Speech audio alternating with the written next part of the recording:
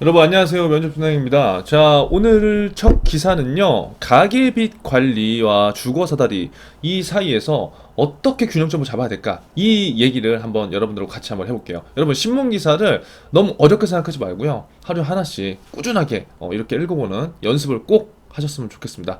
자, 저희 매식경 기사는요, 저희 금보사 게시판에 어디에 있죠? 여기 금융권 이슈란에 보면 요 관련된 기사가 있으니까 그날 기사 여러분들이 참고를 하시면 되고요. 오늘은 5월 11일자 기사를 갖고 여러분들하고 함께 해볼게요. 자, 시작하기에 앞서서 지금 현재 현장 방문 스터디를 진행하고 있고, 5월 21일 날 여러분들 그 4주반 관이 오픈되니까 관련된 내용들은 제가 밑에 넣어놓을 테니까요, 확인하셔서 여러분들은 좀 준비를 좀 미리미리 이렇게 해보시는 게 어떨까 싶습니다. 자, 먼저 첫 번째 기사는요,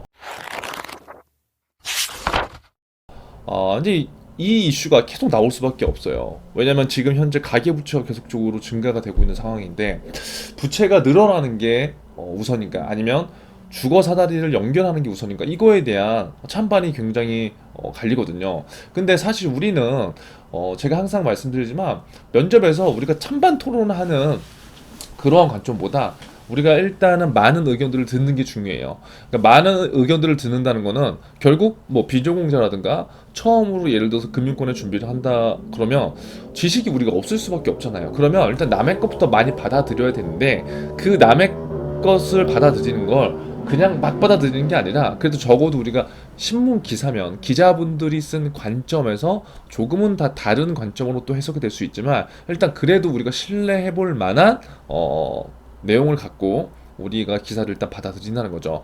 결국 지금 시장 상황은 어떠한 시장 상황이냐? 뭐 너무 어렵게 말고 뭐 이런 거죠. 이제 정부가 바뀌었잖아요. 그럼 정부가 바뀌었으면 금융 정책에 분명히 이제 우선 과제가 있을 거라고요. 그러니까 모든 것이 다 급할 수는 없죠. 물론 모든 게 다 각자 맡은 분야에서 이게 급해요, 이게 급해요라고 하겠지만, 각 분야별로 새 정부가 판단하는 우선순위에 따라서 뭔가 정책들이며 이런 것들이 달라질 거예요. 그럼 거기에 있어서 과연 금융 쪽 시장에서 어떤 이슈가 있을까를 살펴보는 게 중요합니다. 왜? 이 이슈가 곧 해당 기업의 이슈가 될 가능성이 크니까요. 예를 들어서 ESG 같은 경우에도 이게 뭐 기업별로 물론 관심이 있지만, 기업별로 관심이 있기 전에 정부에서 관심이 있고, 정부에서 관심이 있기 전에 세계적으로 관련된 이슈이기 때문에 이러한 것들이 연결선상에 이제 있는 거잖아요. 그래서 이번 이제 정부가 바뀌어서 어떠한 금융정책의 우선순위 둘지, 거기에 한번 여러분들이 조금 관심을 가져보고요. 지금 금리 인상기예요, 인하기예요? 제가 수도 없이 얘기하잖아요. 금리 인상기죠.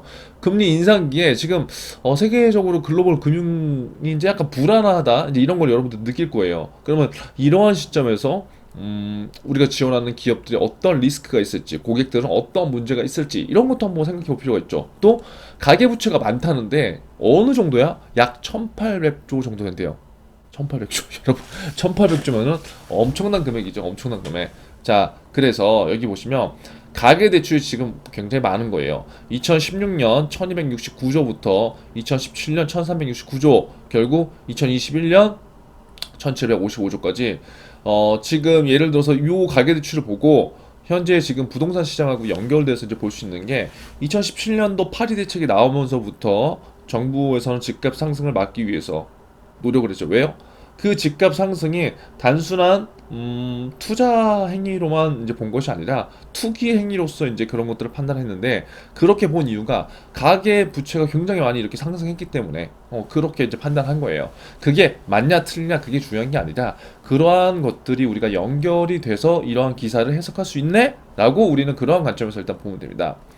자, 10일 출범한 윤석열 정부의 금융정책은 글로벌 금융 리스크가 커지는 상황 속에서 금융 안정과 가계대출, 집값이 핵심이 될 것이라고 전망했대요. 그러니까 우리가 이런 것 정도는 알아야 된다는 거죠. 첫 번째, 현재 금융시장이 조금 약간 안정이 돼야 되는 그런 상황인 거구나. 두 번째, 가계대출에 대한 문제. 가계대출이 지금 한 1800조 정도가 됐는데, 1800조 정도는 나는 몰라. 너무 많아. 그냥 너무 많은 거예요. 그런데 이 1800조 정도라는 걸 우리가 그래도 기억을 해놓으면 좋은 건, 여러분들이 나중에 인성면접이라든가 PT 면접 때 뭔가 수치화돼서 쓸 수 있는 자료, 그 자료에 여러분에게 주어지는 자료가 나오지 않더라도 내 머릿속에서 이런 걸 본 기억이 있기 때문에 이런 것들을 객관성 있는 지표로서 얘기할 수 있다. 이런 것들은 면접관 분들한테 굉장히 여러분들의 가치를 높이는 하나의 중요한 차별화 포인트가 될 수 있다는 거죠. 그리고 세 번째가 집값.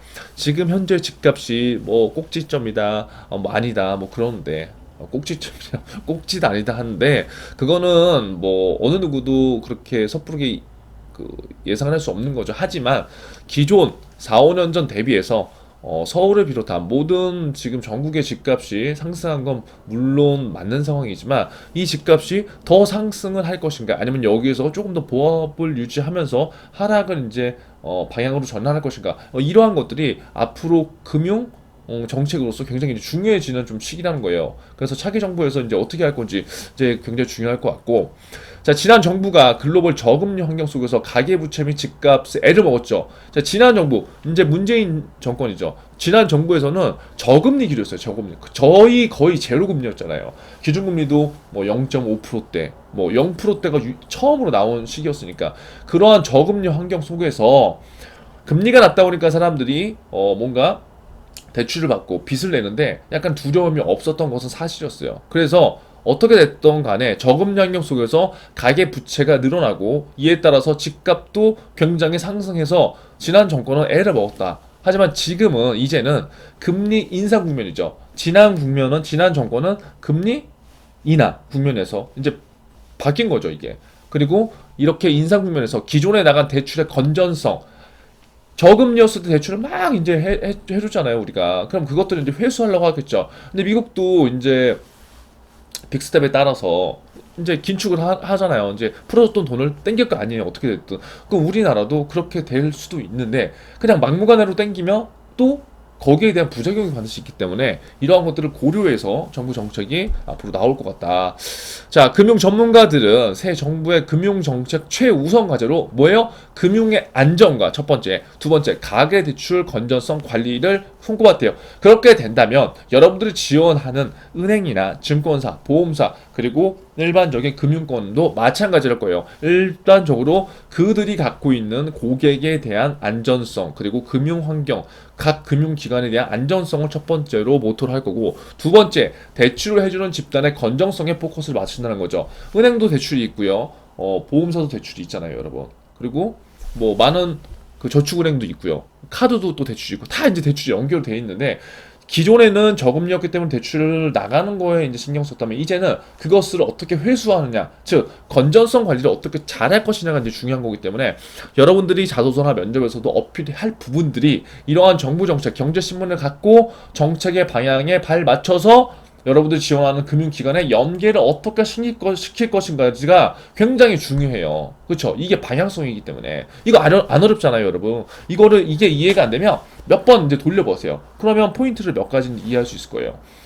자, 뭐 어떤 교수님은 글로벌 금융시장 자체가 흔들리고 있다. 자산 가격이 급격히 변동하고 외환 시장도 불안정되고 있기 때문에 위기 관리가 된다. 자, 우리는 이것만 알면 됩니다. 자, 지금 첫 번째, 금융시장이 별로 좋지 않다.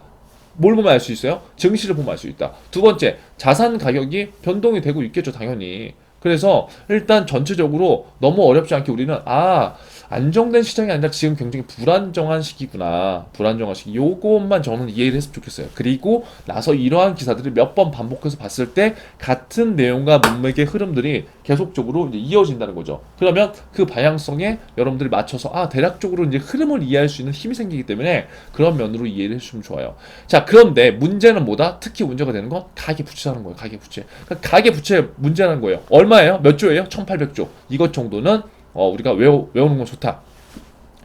자, 가계부채 관리 방안을 구체적으로 제시하고 차주들의 부담을 줄일 수 있는 방안을 내놓아야 된다. 그러면 이렇게 했잖아요. 근데 이게 명확하지가 않단 말이에요. 여러분들도 이걸 생각하면 생각이 안 날 거라고요. 그런데 중요한 건 각 은행들을 포함한 많은 금융기관들이 이 방법을 연구를 할 거라고요. 그럼 여러분들이 조금 더 깊이 한번 고민을 한번 해보면 답이 나오지 않더라도 거기에 조금은 더 근접할 수 있는 해결책은 우리가 다른 그 금융기관을 통해서 벤치마킹을 할 수 있을 거예요. 그런 걸 한번 찾아보세요.